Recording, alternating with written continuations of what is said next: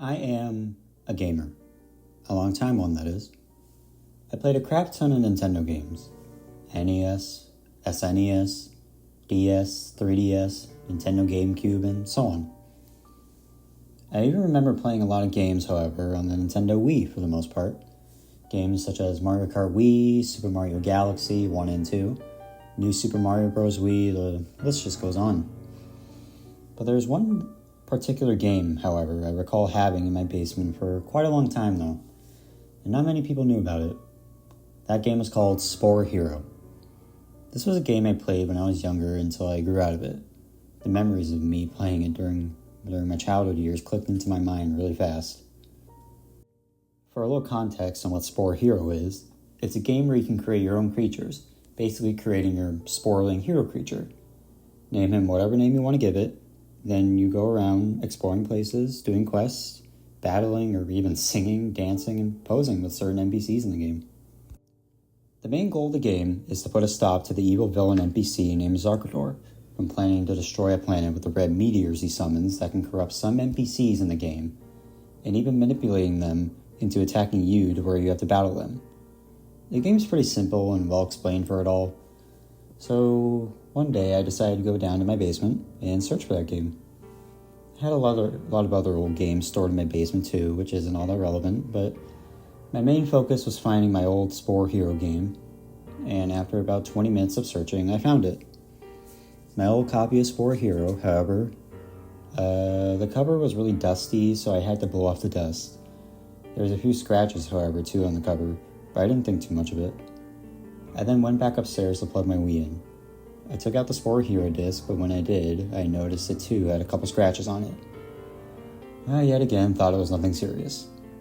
It looked clean, so regardless, I just hoped it would still work in my Wii. I turned my Wii on and I put the game in.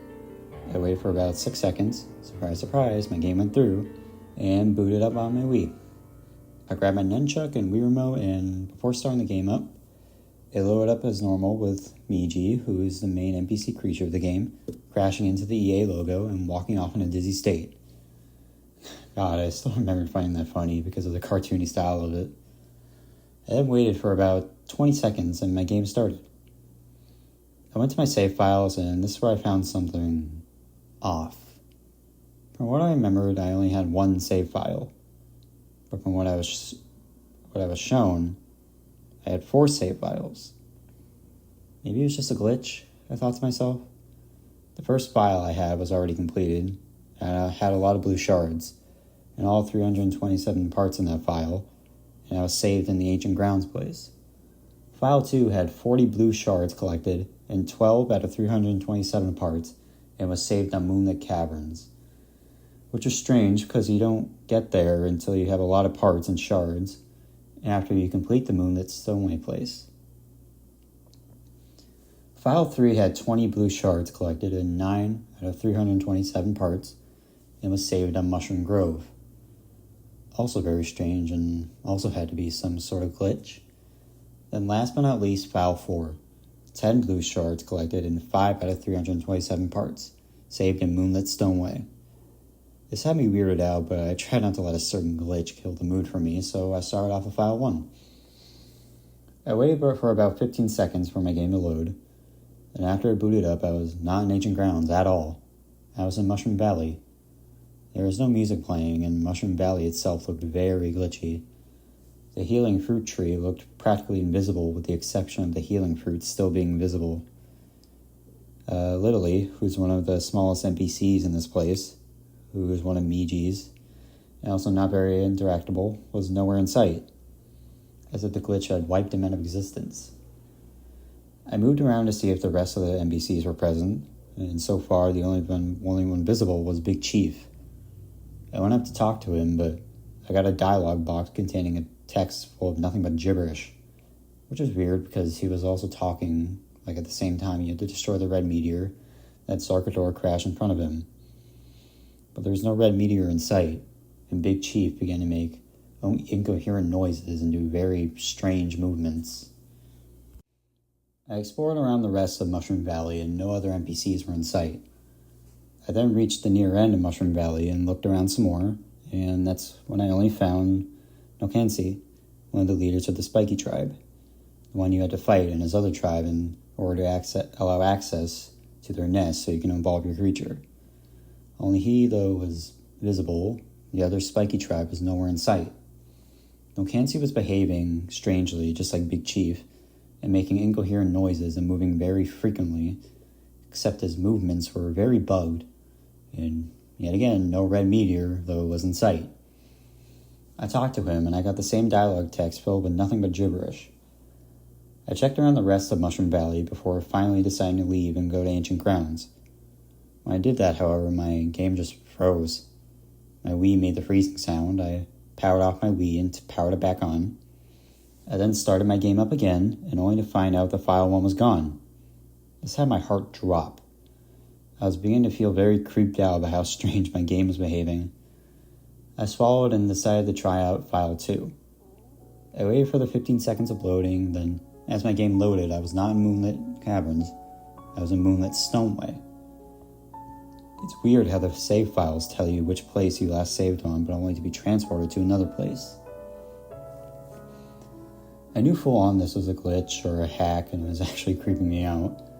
Moonlit Stoneway's music sounded very low quality, as if it was glitched and slowing down. Listening to it made me feel uncomfortable, and I felt like muting my volume. I just went with it.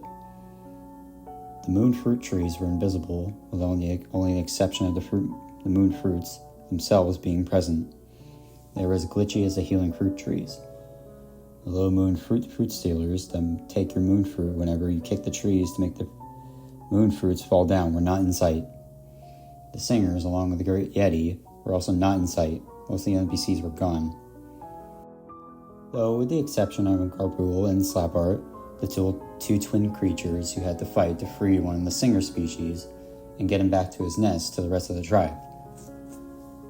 I went up to talk to them. Their talking movements seemed normal, but they made the same incoherent sounds as Big Chief and Nokansi did in Mushroom Valley, and acted the same gibberish text in the dialogue box. Weird, because they never had a red meteor crash onto them, and there was never even one in sight at all. After about a couple minutes of exploring and no other NPCs were found, even the tuber tongue plants were bugged and only their stems were shown. If you played the game, you remember having to help the one singer tribe member get past the tuber tongues. I went up to the tuber tongue plant stems, and I was suddenly hit, as if the tuber tongue plants were there, but you couldn't see them. The health bar of my creature began to go down fast, and I couldn't move. I was stuck. My creature then did the dramatic dying animation before it's sinking into the floor and water, and my screen cut to black, before my Wii yet again froze and made the freezing sound. I turned my Wii off and on again, and my heart was at this point racing. After seeing that, I just wanted to stop playing, but I had to see what the rest of the files had for me. So I started up my game again, and no surprise, file 2 was gone. All that was left was files 3 and 4. I started up file 3 and waited. Surprisingly, I was actually in Mushroom Grove. As usual, the place was bugged. The healing fruit trees were, as usual, bugged.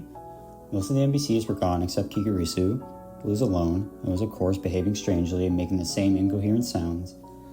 He got the same gibberish text in the dialogue box when I went up to talk to him, even though, as always, there wasn't any red meteor in sight.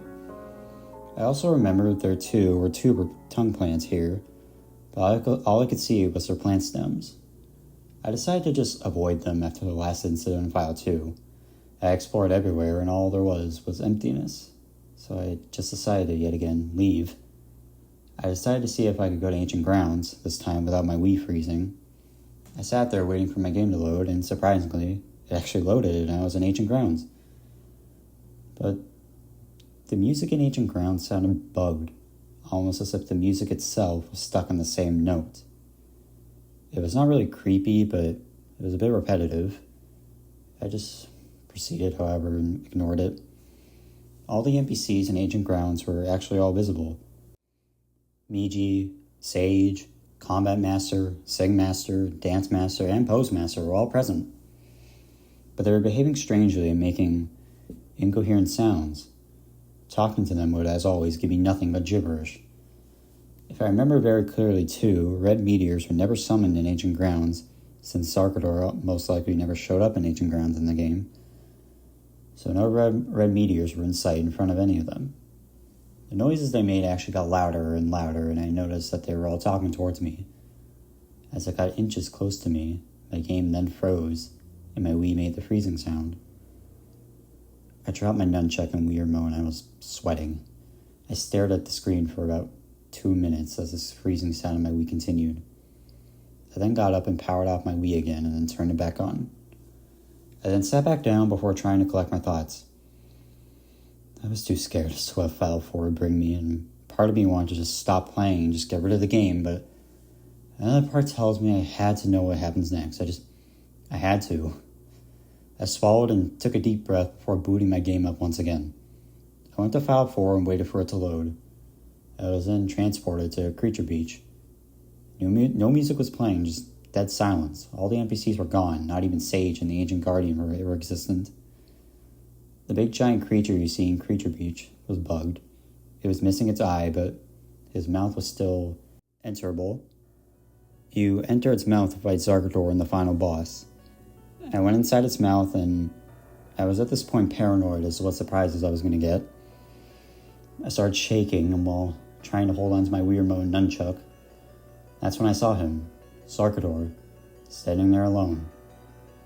I walked up to him, but I was not engaged in battle with him.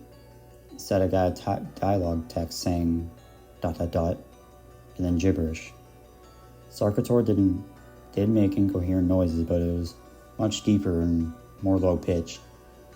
It was actually very fucking creepy, because there's no fucking way he can be possessed by his own red meteors, especially since he has the power to use it on vulnerable creatures. No red meteors were present beside him. Then another dialogue box appeared, with one last gibberish text of crumbled words before Zargador's body began to lift. Now, he does this animation when you're in the final fight with him, and he regenerates at full health with the power of his red meteors on all 3 phases. However, because there were no red meteors, Zargador's body remained stuck floating in the lifting animation. It felt like I was looking at an exorcism. My Wii then froze again one last time before my screen cut to black. I waited to see what else would happen, but nothing happened. I powered off my Wii and turned it back on one last time, only to discover that my Spore hero game, my childhood game, was no longer loading. I started to get emotional. I felt tears welling up in my eyes as I couldn't believe what I just had to witness. My once decent game now completely destroyed. I took the disc out of my Wii and decided on getting rid of it for good. And while the nightmare's over, I still cannot get over the horror I had seen in my game. The glitches, the non-existent NPCs, I just want to think it was my imagination, but it wasn't. No way am I going crazy here, it's why I'm writing this story. Never leave a game you consider a childhood memory hidden and locked away for ages and ages, because you never know what may happen next. I spent about 50 minutes sitting on my chair crying and letting out my emotions. I'm traumatized and horrified. I'm now aware of never touching another game again, knowing I come back to my childhood after ages of keeping it all locked away and hidden, only to come back several years later, witnessing nothing but disturbing glitches and bugs until your system starts to freeze and crash non-stop. And now I'm going to be spending the rest of my life watching other people play games, all because of Spore Hero.